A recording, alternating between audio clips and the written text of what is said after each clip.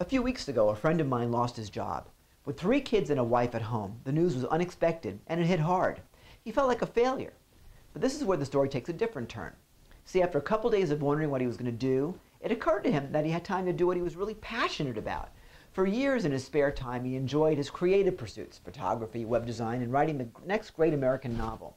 Now, with 8 hours a day freed up, he took all those talents and used them to create a community arts magazine. After distributing just 1 issue, he was swamped with requests for, guess what? Web design, photography, and purchase of ad space in the magazine. And when he dropped off copies at his former employer's office, his old manager said, "This is great. Will you have still time to do it when we hire you back in January?" Yeah, right. Failure is described in Merriam-Webster's dictionary as a failing to perform a duty or expected action, a lack of success, and falling short. Frankly, I think they're missing the most important definition. Failure is feedback on what didn't work. Period.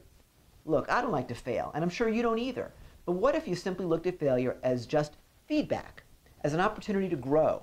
Instead of focusing on the fact that he lost something important to him that would destroy him and his family, my friend reframed his loss of job as an increase of available time. He used that time not to cry about his loss, but to create something that he was proud of.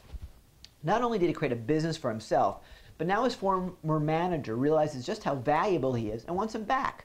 Shocker. Whether he still wants the old job or not, that's a whole other question. Another friend of mine is sliding deeper and deeper into debt because her properties haven't been cash flowing for months. Among her options, and there aren't many, are foreclosure and bankruptcy.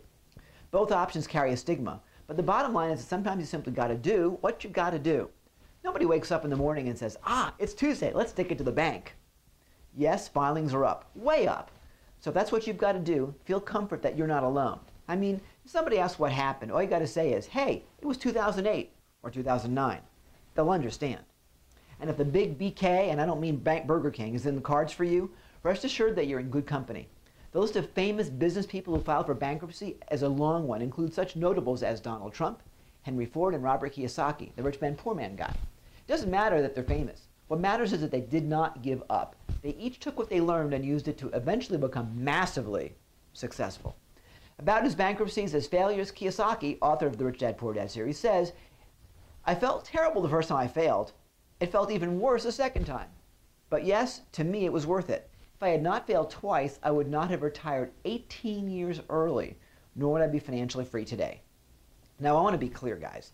I'm not advocating bankruptcy or foreclosure as a way to escape responsibility. One of the reasons I quoted Kiyosaki is because his rich dad advised him against it because he saw it as a cowardly act. I don't agree. Sometimes that's your only choice, and if that's what you've got to do, that's what you've got to do. And I can tell you, it takes a huge amount of courage to face up to that reality and make that choice. If you decide to file for bankruptcy, view it as a positive choice. You only have the ability to rebuild your credit, get a second chance to succeed, and move on. You'll learn more about money and credit and how to use it to your advantage rather than letting it use you and being a victim. Energetically, you'll clear the space for a new beginning and be able to support the people around you if they find themselves needing to make the same tough choice. George Bernard Shaw said, "A life spent making mistakes is not only more honorable, but more useful than a life spent doing nothing." So will my friend lose the houses? Probably. Will she make the same choices again that led her to this situation? I hope not.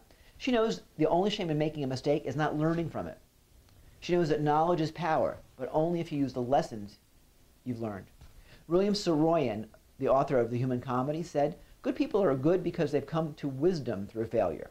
So spend some time today thinking about your so-called failures and how the wisdom you received helped you become more powerful. I guarantee you'll be inspired by yourself. And by the way, I got to come clean with you now.